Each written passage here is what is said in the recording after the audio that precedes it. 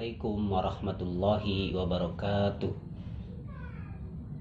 Alhamdulillahilladzi anzala ala abdihil kitaba wa lam yaj'al lahu iwaja.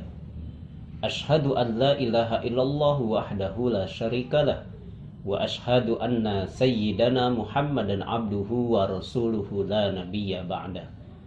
Allahumma fasalli wa sallim wa barik ala sayyidina Muhammadin wa ala alihi wa ashabihi wa man tabi'ahum bi ihsanin ila yaumiddin. Amma ba'du.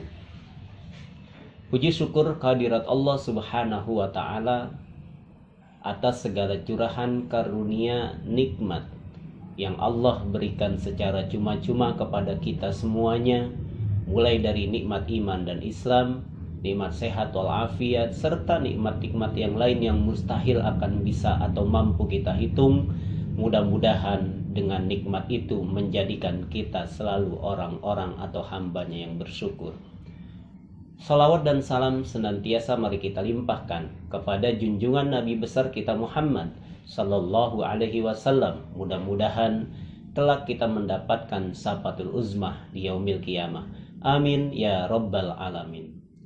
Sahabat beriman yang dimuliakan oleh Allah Subhanahu wa taala, kembali dalam kisah-kisah yang mudah-mudahan kisah yang kami sampaikan ini menjadi kisah yang bermanfaat, sehingga di dalamnya mengandung pelajaran kebaikan-kebaikan yang tentunya harus kita contoh dan kita refleksikan dalam kehidupan sehari-hari. Ada pesan yang juga harus kita tinggalkan dalam kisah ini, maka tentunya itu pun menjadi sesuatu yang harusnya tidak bisa atau tidak boleh kita lakukan. Sahabat beriman yang dimuliakan oleh Allah Subhanahu wa taala. Dulu ketika Persia belum menganut agama Islam atau belum dalam kekuasaan Islam, belum menjadi negara Islam, pernah dipimpin oleh seorang raja yang bernama Anushirwan, atau di sumber yang lain beliau disebut sebagai Khosrau I, di mana Anushirwan ini dikatakan, bahkan Imam Al-Ghazali dalam bukunya mengatakan bahwa kepemimpinan yang beliau lakukan oleh Raja Anushirwan ini sangat adil bagi rakyatnya. Hingga suatu ketika Raja Anushirwan ini mengalami sakit, dan beliau mengatakan kepada para pembesar-pembesarnya bahwa penyakit beliau hanya bisa disembuhkan oleh susu basi. Dan ternyata menurut Raja Anushirwan ini, susu basi ini hanya berada di daerah yang hancur, di suatu kampung yang hancur.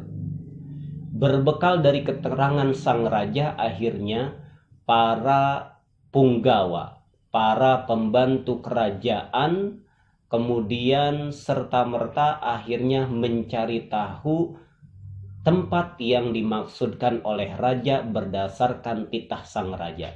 Dicarilah tempat yang hancur tersebut, kemudian susu basi tersebut, sampai akhirnya berhari-hari dicari oleh anak buah raja, oleh para pembantu raja. Ternyata kampung yang dimaksud atau tempat yang dimaksud tersebut oleh raja ternyata tidak ada. Sehingga akhirnya para pembantu raja, pengawal-pengawal raja yang mencari daerah tersebut, susu tersebut, ternyata akhirnya mereka melaporkan kepada sang raja. Mereka melapor kepada sang raja bahwa tempat yang dimaksud ternyata tidak ada. Jangankan menemukan susu basi, ternyata tempat yang hancur tersebut saja menurut para pencari dari pengawal kerajaan itu ternyata tidak ada. Ketika mendengar laporan para pembantu raja, para pengawal kerajaan yang mencari berhari-hari, kemudian sang raja berkata kepada para pengawalnya, para punggawa kerajaan-kerajaan yang ada pada saat itu.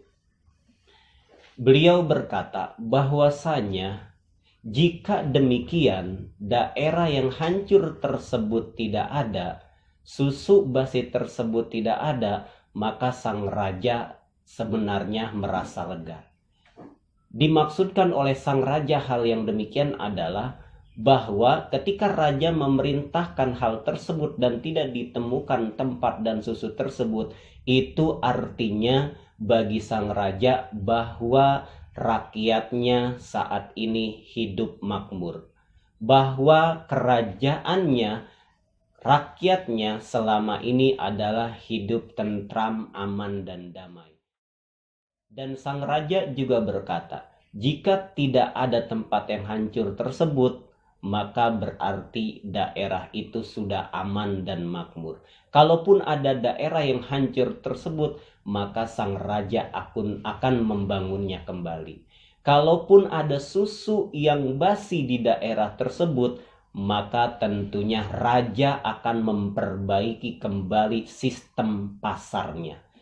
Supaya apa? Supaya tidak ada lagi susu yang basi karena tidak terjual. Supaya tidak ada lagi dagangan-dagangan yang tidak laku terjual. Supaya tidak ada lagi barang-barang yang tidak laku terjual. Begitu kata sang raja. Sahabat beriman yang dimuliakan oleh Allah Subhanahu wa Ta'ala. Kemudian sang raja pun kembali berkata, bahwa yang merasakan sakit bagi dirinya dan merasa was-was bagi dirinya adalah ketika ia menjadi seorang raja, kemudian dia tidak mampu membuat keadilan bagi rakyatnya. Dia tidak mampu membuat makmur dan sejahtera bagi rakyatnya. Subhanallah, walaupun beliau seorang raja yang bukan muslim, tetapi kisah ini tentunya bisa menjadi pelajaran bagi kita semuanya. Sahabat beriman yang dimuliakan oleh Allah Subhanahu wa Ta'ala. Mudah-mudahan pada kisah yang disampaikan ini ada pelajaran yang bisa kita ambil, ada manfaat yang bisa kita ambil, dan ada hal-hal yang bisa kita tiru dalam kehidupan sehari-hari.